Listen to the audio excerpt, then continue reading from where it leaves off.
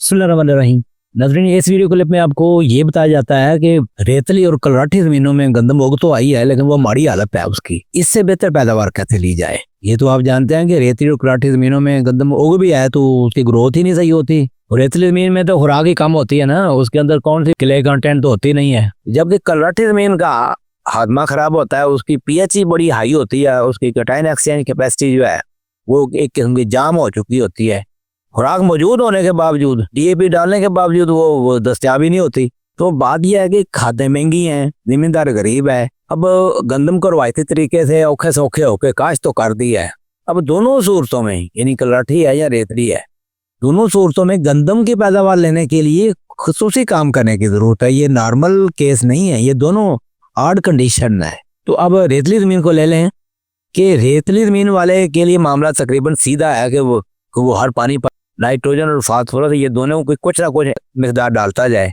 आपको पता है रेतली ज़मीनों में 7, 8 या 10 पानी भी लग जाते हैं गंदम को, तो कोई पानी खाली नहीं जाना चाहिए। तो वो उसमें उसको खुराक को संभालने वाली चीज़ें कोई नहीं है, वो जो हम अपना जो डालेंगे वही मिलेगा। तो इसको जो है ना किस्तवार करके बार बार कुछ ना कुछ देना पड़ता है। अमीनो एसिड इसके ऊपर आप करें, बल्कि मैग्नीशियम और फेरस जो है, मैग्नीशियम सल्फेट या फेरस सल्फेट, इसकी स्प्रे करें। कोई माइक्रोन्यूट्रिएंट की स्प्रे कुछ ना कुछ करते रहना है जब तक ये गंदम जो है ना गोब तक नहीं चली जाती। जब तक स्प्रे का अमल जो आसान है उसके ऊपर कुछ ना कुछ स्प्रे करते रहें। कुछ जो देंगे वही मिलना है।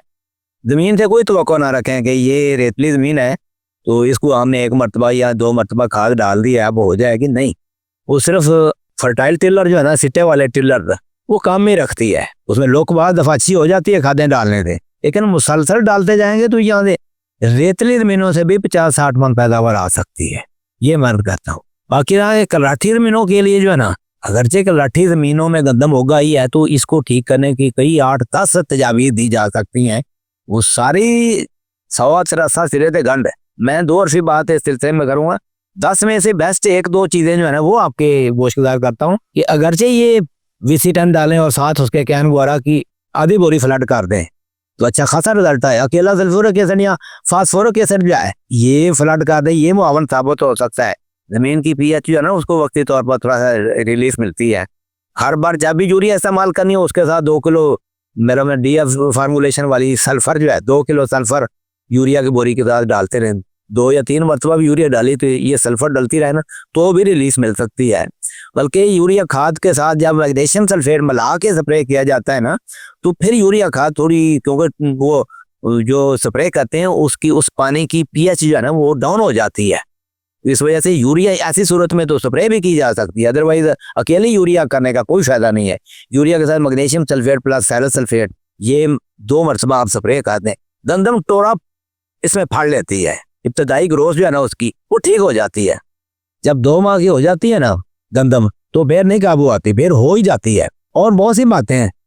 तो इन सारी बातों को करने की बजाय ये देखें ना, ये बात काश्तकार तो 1 से ज़्यादा काम जो है वो कर जाते हैं, लेकिन मैं अर्ज करता हूँ कि एक बात वो ये है, आप चुप करके 10 किलोग्राम 16/23 क्या है, NPK है ना, ये तजाबी खाद है।